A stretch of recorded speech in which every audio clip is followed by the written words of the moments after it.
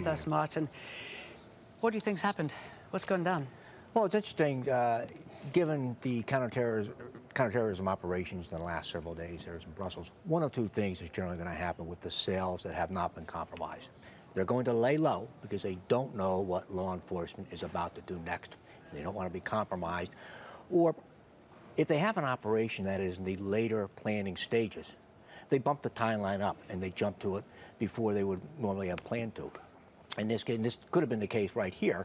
The two explosions this morning, reports that there may have been other IEDs or improvised explosive devices recovered at the airport that did not detonate, says that this would have been planned. Not necessarily complex, but it would have been planned. It's also interesting where this happened. This is the non-secure part of the airport. You don't go through screening. There could be explosive dogs walking or a patrolman looking for something suspicious, but there isn't a degree of checks that go in before people enter. So there's going to be concerns all over Europe about similar things happening. So it could have been a much bigger attack, if, as you were saying. If there were other devices, absolutely. Yeah. We are hearing eyewitness reports coming from the Malbec station of people leaving the station with blood on their faces. We don't know what's behind that, or if indeed there's been another sort of attack there, because we are hearing of an explosion at a Brussels metro station close to EU institutions. I mean, Malbec has obviously been a centre of attention, considering that many of those behind the Paris attacks, Molenbeek, behind those attacks lived there, had links there. Do we know at this stage, do we have any idea how many people there are who've returned from training in Syria who could be plotting future attacks? Well, exactly. This is came out several months ago. The best estimates is, on average, with the 30 or so thousand foreign fighters that have traveled to and from Iraq and Syria in the last 4 years, about a quarter of them have returned to their home countries. Whether you're talking about European countries, to North America, back to North Africa and other Middle Eastern countries, Russia, about a quarter of those foreign fighters, it's estimated, have returned to their home countries. France and Belgium both have a very significant number of foreign fighters, so if you're looking at about a quarter that came back, that's a potential big problem. More so because they don't know who those fighters are necessarily. Let me just update you with news coming from the Belgian broadcaster RTBF. They are citing hospital sources saying that up to 10 people are dead and 30 have been wounded after these explosions. So that's coming from the Belgian broadcaster RTBF. So, I mean, within, the last couple of minutes, that number has risen quite dramatically. If you could speculate, and I know it's still early days and all we've seen are massive plumes, what do you think could have been used in such an attack?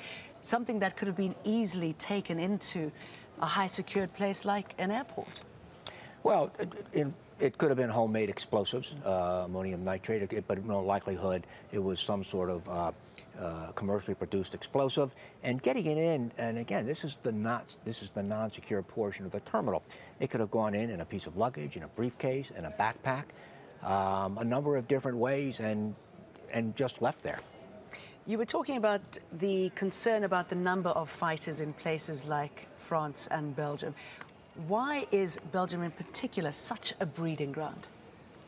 I think what you see in Belgium is there's this perception of disenfranchisement with a lot of the Arab community, the Arab Muslim community that has gone in there. And this is not only in Belgium, it's in France, it's throughout Europe. To an extent, you even see this in the United States, not so much in Canada. So there's that feeling of disenfranchisement, low employment, lack of opportunity in the future as far as jobs or education. There's frustration there.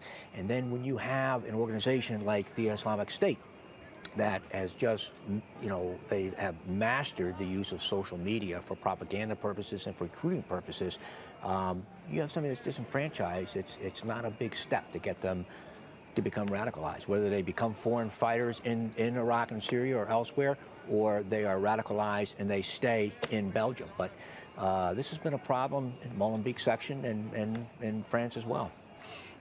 We know that the security forces are getting people away from the airport, making sure that nobody gets to the airport. What, from an investigation point of view, would they immediately start to focus on right now? Looking at the video cameras going in and out of the airport, that's the first thing. If they're generally with a IED, there is going to be some part of the packaging, whether it's a suitcase or a knapsack, something is going to be left that they can identify what it is. So it's a matter of going back, looking at those videotapes to see if they can identify the individual or individuals that brought those carriers in that had the explosive device.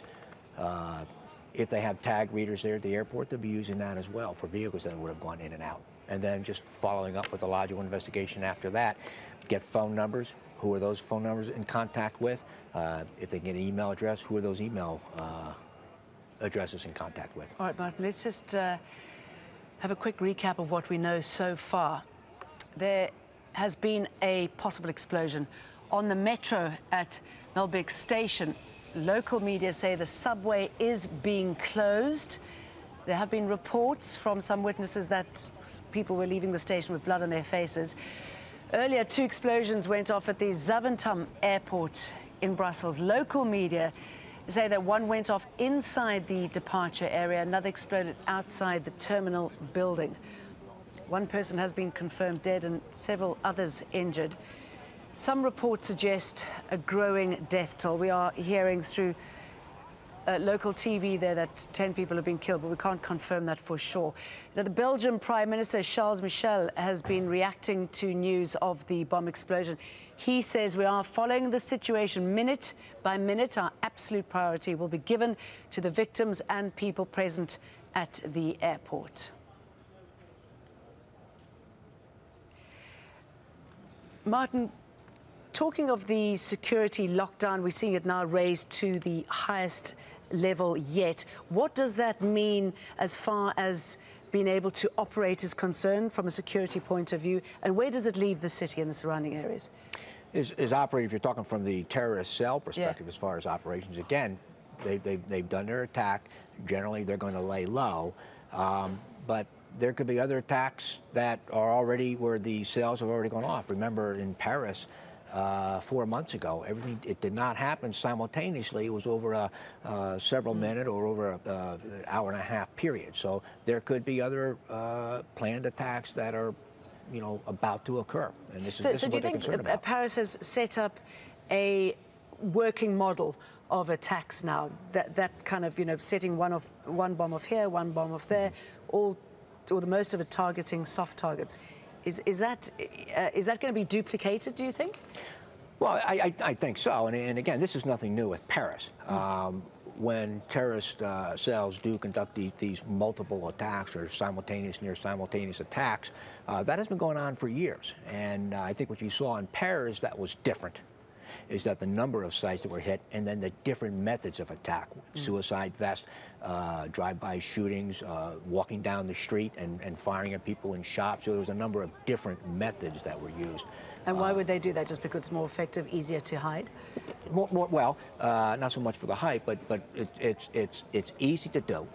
And it just, if you don't have enough IEDs, you have people that can get weapons, so it just gives you another means of attack.